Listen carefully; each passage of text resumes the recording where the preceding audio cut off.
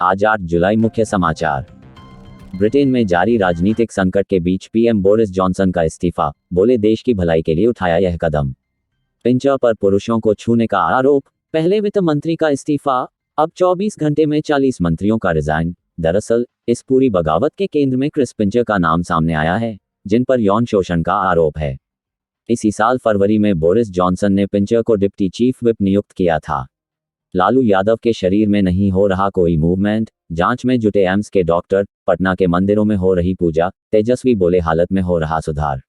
महुआ मोइत्रा के विवादित बयान पर ममता बनर्जी ने तोड़ी चुप्पी, बोली गलतियां हो जाती हैं, लेकिन उन्हें सुधारा जा सकता है।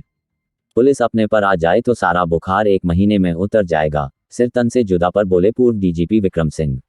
बकरीद के लिए सीएम योगी का सख्त निर्देश, विवादित स्थानों पर नहीं होनी चाहिए कुर्बानी। भगवंत मान की पत्नी गुरप्रीत कौर, पिता के पास कनाडा की नागरिकता, अमेरिका ऑस्ट्रेलिया में रहती हैं बहनें, सियासी परिवार से है नाता। पटना, काली पोस्टर विवाद और महुआ मोइत्रा पर फ कराने पहुंचे भाजपा नेता को थाने से भगाया, कहा कोर्ट में जाओ, यहां का मामला नहीं। अगर आपका भी एसबीआई में है अकाउंट तो तुरंत करें चेक, बैंक ने कई खातों को किया फ्रीज। पीएनबी ने ग्राहकों के लिए पेश की खास सुविधा, 4 क्लिक और सिंगल ओटीपी में लोन हो जाएगा अप्रूव्ड। उन्हीं जानवरों की कुर्बानी दी जाए जिन पर कोई कानूनी पाबंदी नहीं। बकरीद पर मौलाना खालिद रशीद फरंगी महली ने जारी की एडवाइजरी। फिल्म निर्माता संदीप सिंह को फेसबुक पर मिली जान से मारने की धमकी, कहा मूसेवाला की तरह लेंगे जान।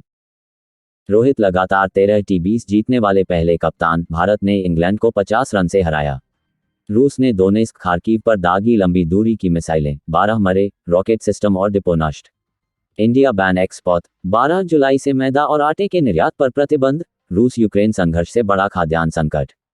पुंछ में नियंत्रण रेखा के पास बारूदी सुरंग में विस्फोट, पोटर घायल। पहली बार मिले एफबीआई और MI5 के प्रमुख, चेताया पश्चिम के लिए सबसे बड़ा खतरा है चीन। अमेरिकी खुफिया एजेंसी एफबीआई और ब्रिटेन की MI5 ने चेतावनी दी है कि पश्चिमी देशों के लिए चीन लंबे समय से सबसे बड़ा खतरा है। उन्होंने कहा चीन हमारी गोपनीय चीजों को लूटने की योजना बना रहा है और तकनीक चोरी करना चाहता है। दोनों ने चेताया कि चीन दीर्घावधि में अमेरिकी राष्ट्रीय व आर्थिक सुरक्षा के लिए सबसे बड़ा खतरा है।